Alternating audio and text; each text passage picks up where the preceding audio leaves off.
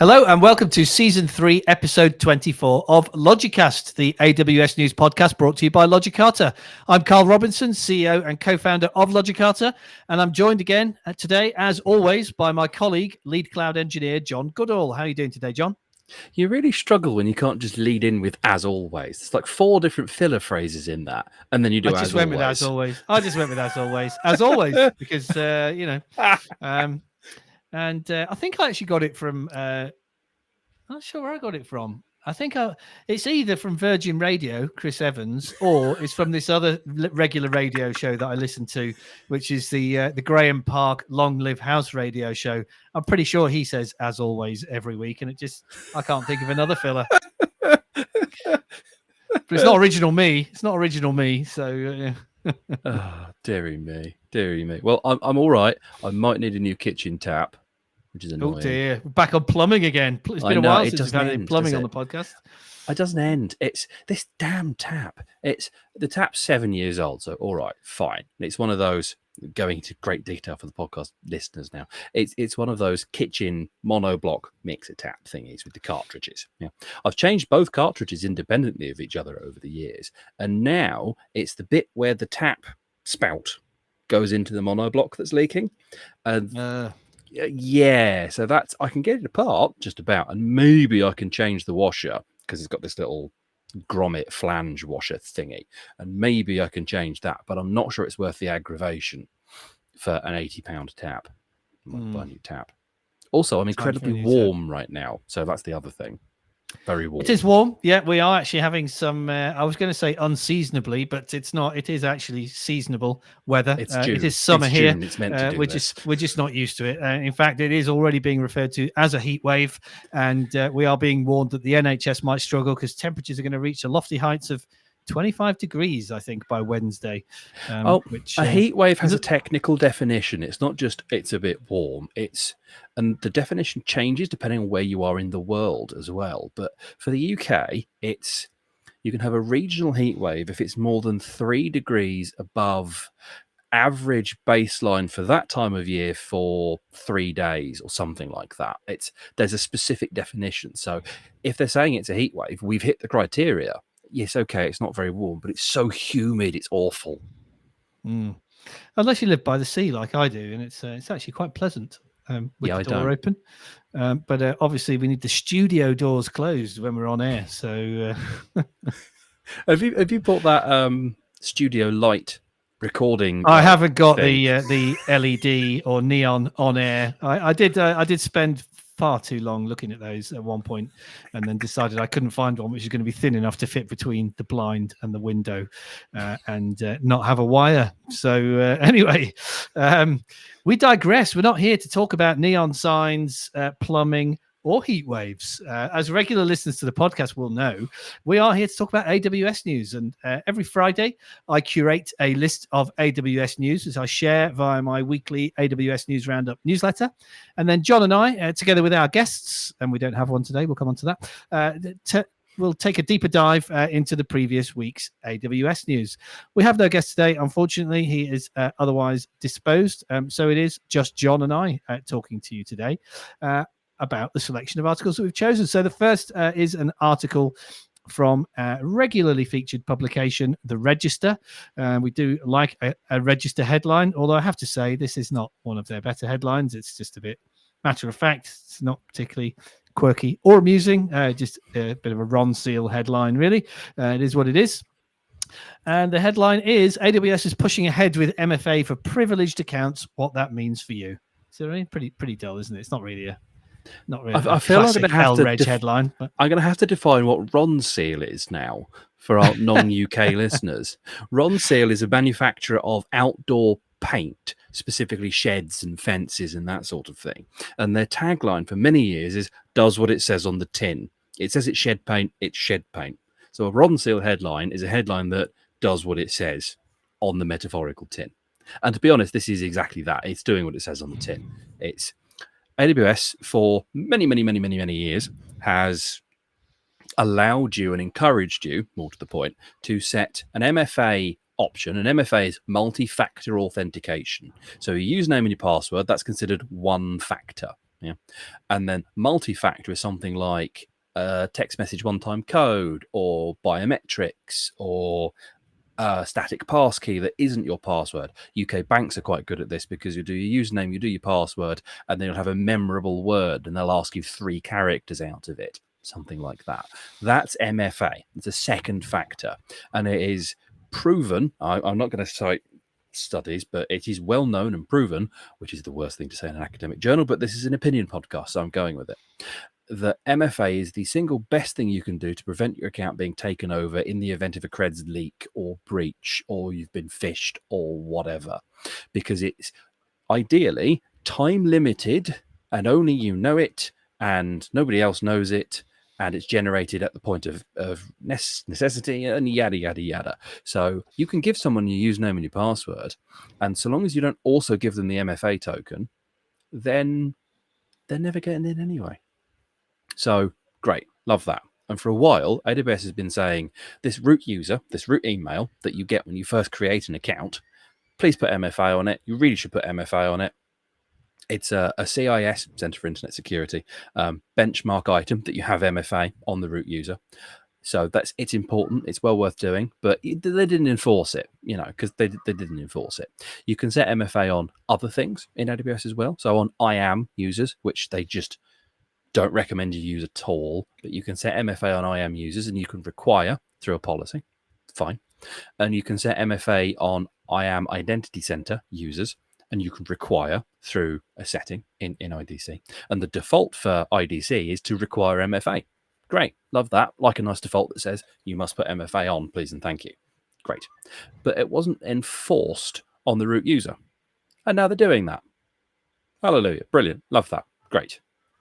The way they're doing it is a little bit odd because they are, rolling it out gradually to existing accounts that don't have it. So you're going to get 30 days, I think, after you've been enrolled into that to go off and do it, or they'll just lock the user. Fine. And I think for net new accounts, they'll just say you must go and do this right now. So job done. Yeah, the article does go on to tell some horror stories about people not using MFA as to reinforce why this is a good thing, because some people find MFA a little bit annoying, but I think this they're referring to the Snowflake Snowflake data breach, where 165 organizations had their Snowflake databases stolen, and they were known to be databases that didn't have MFA enabled on the credentials. So if you needed some scaremongering to make you think that this is a good idea, then there it is in the article. Why do you think they've waited until now, John, to enforce it? Honestly, I've no idea. It's an interesting one. I think to be fair, they said last October they said they would start requiring it. So it feels like it's a technological issue then, that it just, because the way you do root MFA currently is a bit kind of backwards. You sort of log in with the user and then you go and find account level settings and you do it in there. So it's a little bit backward. So it feels like it's a technical problem that they've been trying to solve. And then the other element is, obviously the headline says they're pushing ahead with it, will be a scale issue. I don't know how many AWS accounts exist, but it's got to be millions. It's got to be millions. So they've got to enroll people in batches. When I say people, I mean accounts. They've got to enroll them in batches so that eventually everyone sort of has this as a requirement. I don't know, and I didn't see in the article, but maybe I missed it, how this works with organization member accounts who don't have a root password set. And again, for the uninitiated, when you create an AWS account by signing up, the first thing you do is you create the root email and password. Fine. When you've set up an organization and you're vending accounts through Control Tower or Org Formation or manually or whatever, you give it an email address, but you don't set a password. So I don't know how they're going to handle that. Are they going to lock it down and say you can't log into the root user? Because that's annoying, because sometimes you do need to. But I don't know. Maybe I missed it. Maybe there's something that they've come up with for that. I don't know. Well, I guess it's one less check to check for once this is fully rolled out, because it's one of the first ones that always comes up on any kind of compliance check. Have you got MFA enabled on your root account? Eventually, we're no longer going to need to check for that. Anyway, on that note, let's move along to our second article for this week. And this is a feature announcement for AWS Glue. The title is AWS Glue adds 13, no, it isn't. It's AWS Glue adds additional 13 new transforms, including flag duplicates. So we haven't spoken about AWS Glue on the podcast before. I don't think. Maybe we mentioned a couple of launches, but it's not something we talk about very often. So we should probably start talking a little bit about what Glue is, and then what some of these new features might mean for Glue users. I've got to be very careful not to make some jokes that will get us banned off of the platform when I talk about Glue, haven't I? Oh, there we go. That's it. We're demonetized. All right. So AWS Glue is an ETL tool primarily. And for those that don't know, I envy you because ETL is horrific.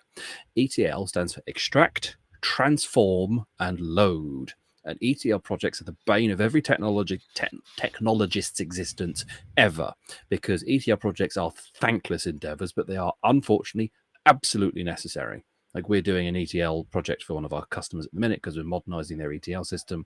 The first thing I ever did in tech was an ETL system for a major investment bank to keep up with their compliance requirements. And that was hundreds of people and hundreds of millions of budget. And it was just, God, it was awful.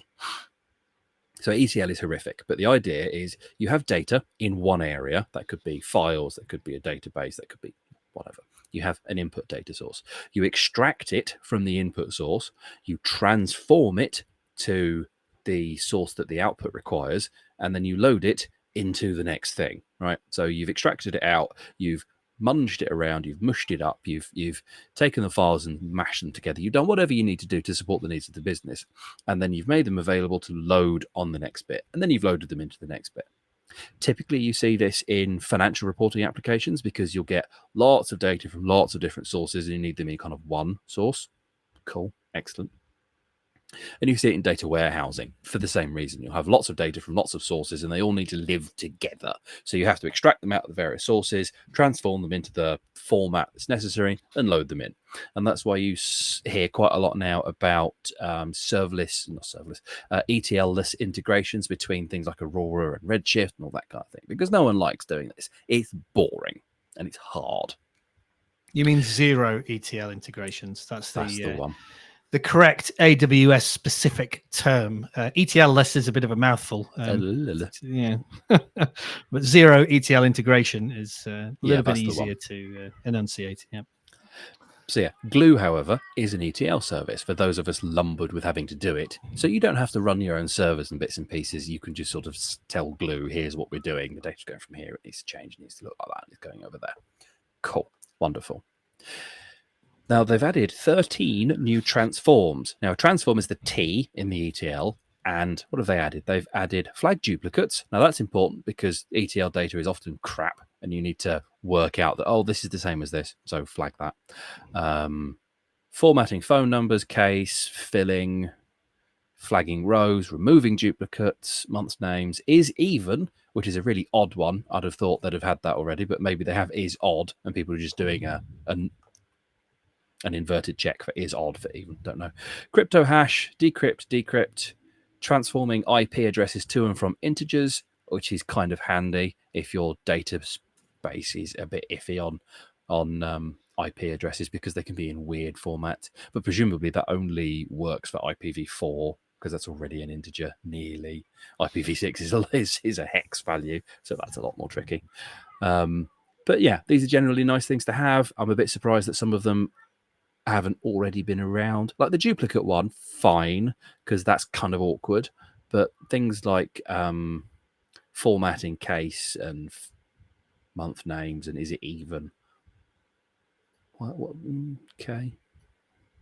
It's nice though. It's more things. More is better, and it's a lot less custom things that you have to work with. So, okay.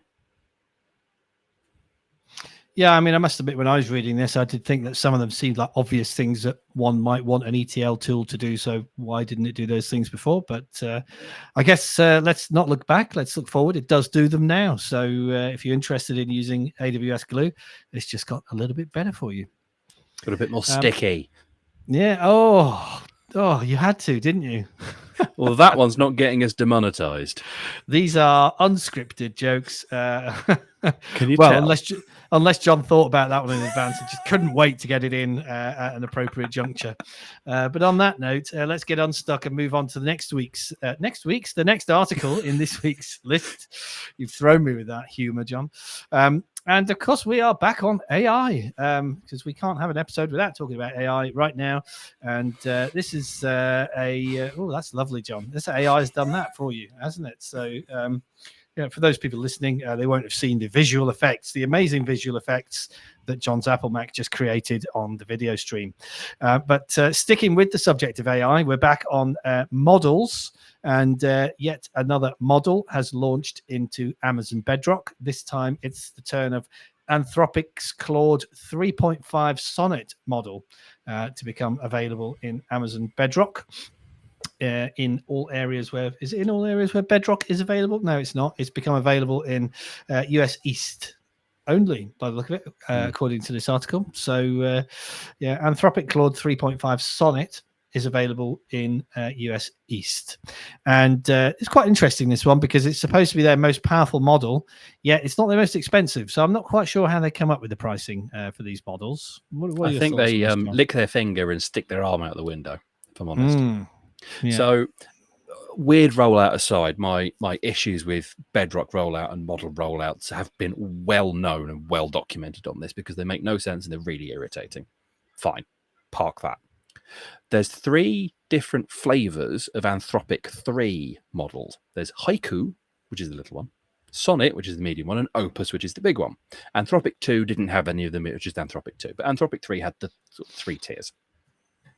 Anthropic 3.5, or Claude 3.5, I should say, because Anthropic do other things as well. Claude 3.5 is now a bit better, I assume. According to this, it's quite a lot better because their middle model, and this is how they did the 3 releases. They did Sonnet and then Haiku and then Opus. It wasn't bing, bing, bing. It was, I think, I might be wrong, but they've done the middle model, which is now better than the top model on Anthropic Claude 3, but also cheaper. Cool. Excellent. I'd love to see 3.5 Opus and what that looks like and how that behaves. But the real reason I wanted to pick this up is we've joked about this a little bit on the podcast before. One of the things we do after we've done this is I run the transcription through a workflow that I put together based on top of an AWS example. And I've been procrastinating, writing a blog and a talk and kind of all the rest of it about that. I've been procrastinating, but it's been running for 8 weeks. Something like that. We've been doing that.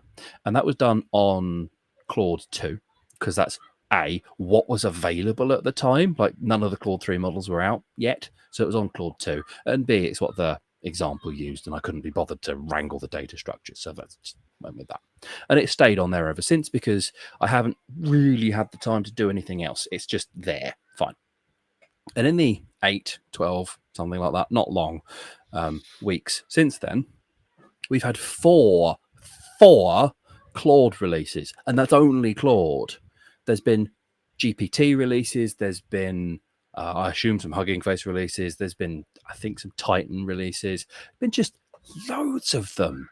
So the pace of development within LLM development is just insane, even compared to the regular pace of tech development, which is fast. So, good grief. Like, it's a full-time job just keeping up with them. Yep. I don't even know how many models there are available in Bedrock now. There must be quite a few because we've announced lots over the recent weeks in various different podcast episodes. But maybe I should go away and research that and come back and discuss it another time because the answer is not immediately obvious. But there we are. Claude 3.5 Sonnet now available in Bedrock and cheaper than Claude 3 Opus. And better somehow. Yeah, 1/5 of the cost of Opus, in fact. So AI is getting better and cheaper, which is great. Is So it though? on that note, is it tinfoil hat, Skynet? Well, yeah, that depends whether you're a conspiracy theorist or not. And yes, because some people are saying that the proliferation of AI services is going to lead to more cyber attacks. Not necessarily more sophisticated cyber attacks, but just more cyber attacks that people have used AI to create. So perhaps people who wouldn't have had the skills to craft a cyber attack on their own can now do it with the help of AI. But yeah, it'd be interesting to see how that pans out and whether there is any, whether that is a situation which is likely to occur. Anyway, on that note, let's move on to our fourth article for this week. And this one is from the AWS database blog. And it's all about how you can optimize Amazon RDS costs for predictable workloads with automated IOPS and throughput scaling. So we talk a lot about cost optimization. We talk a lot about databases. I think it's a slightly different angle that we've not discussed on the podcast before here about how you can potentially automate some of your RDS cost optimization. What's your thought on this one, John?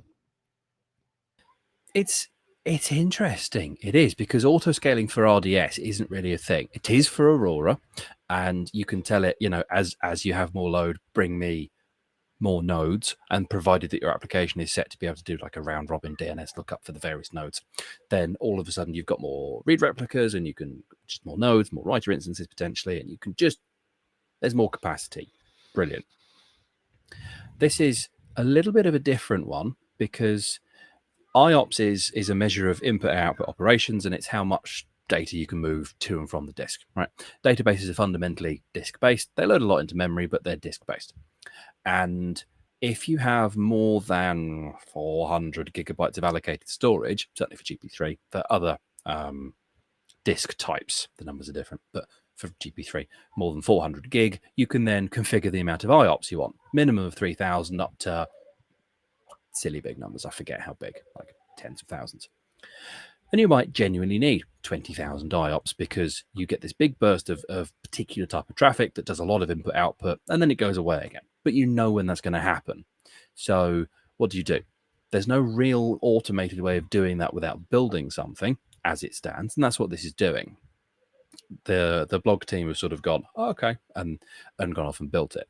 So it does it with a Lambda, which is fine. And what they've done is a time-based event, because you know it's going to happen. This is the point about predictable workloads.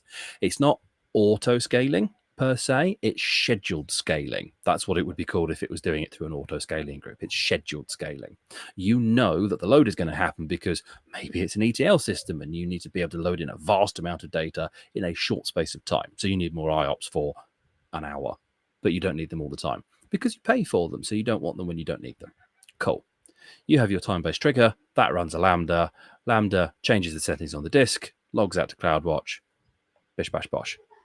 Your load event happens, great, and then you have another time-based trigger or whatever, and you scale it back down again. Wonderful. I have absolutely no issue with this blog post, and the authors have done a good job with it. The diagram, I believe, is using the correct icons, although I don't necessarily like the purple for RDS. I like blue.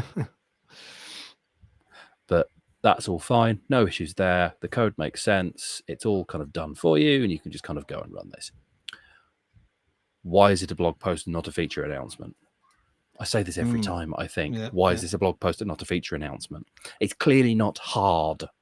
Why is it even a technical blog post and not prescriptive guidance with a stack? You can just go, bick.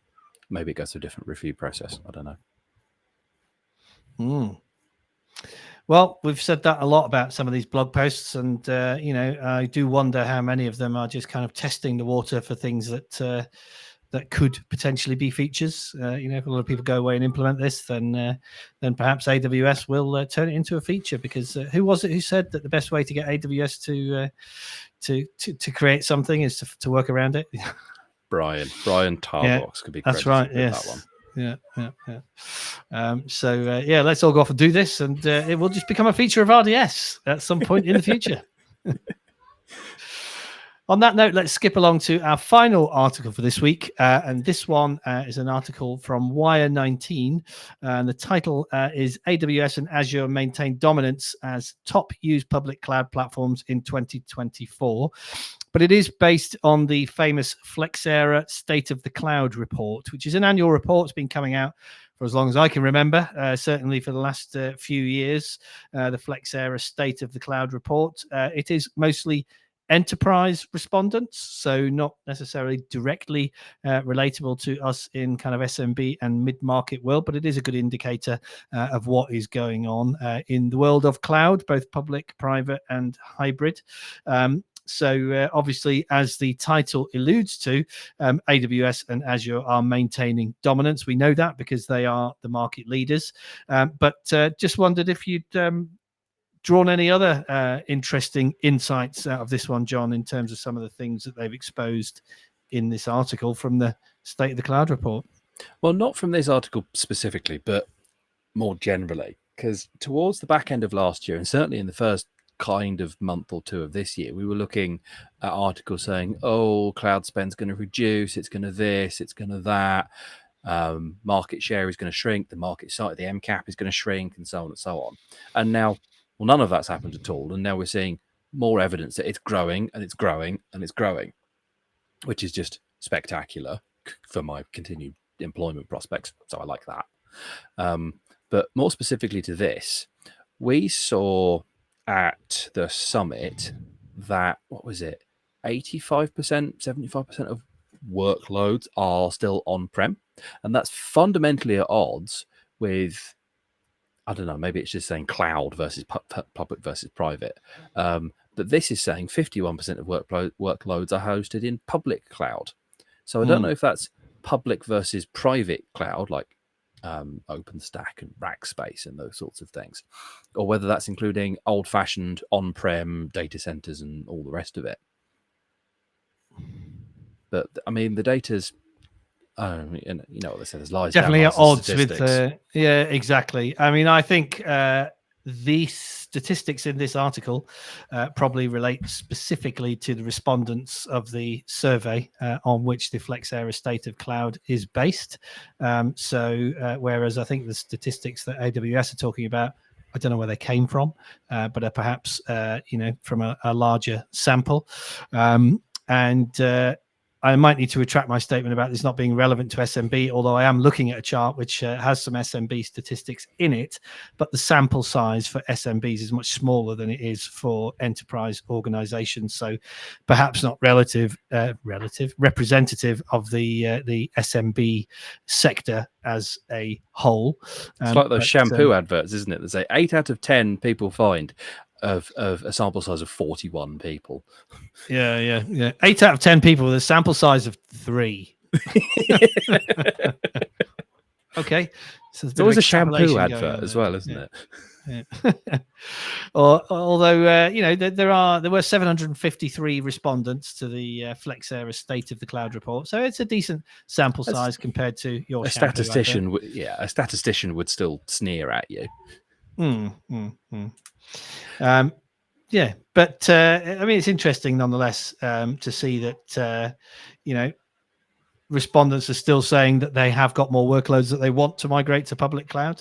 So public cloud spending is going to continue to increase within this sample size. As we are seeing and as we would expect, there's still a lot of workloads out there that can migrate to the public cloud. Any other insights from this one? I'm surprised that, some of the graphs. Yeah, I'm surprised that 14% of respondents are experimenting with Oracle Cloud. Please let me schedule you for a lobotomy. Well, Oracle Cloud are showing as the fifth most used cloud in this survey, after AWS, Azure, Google, IBM, and then Oracle, and then beneath that Alibaba. So it looks like there's some pretty big adoption for Oracle Cloud here. I give Alibaba a pass because it's China centric. I'll give Alibaba a pass. Fine, don't really care. But yeah, IBM and Oracle, I'm not seeing it. Like, I don't. Maybe this is my biases. I'm not seeing it. Like, why? Is it like the old, the Microsoft argument that, you've already got a big spend, it's contracted, so let's switch it to cloud? Perhaps that's the sort of thing that's going on with Oracle.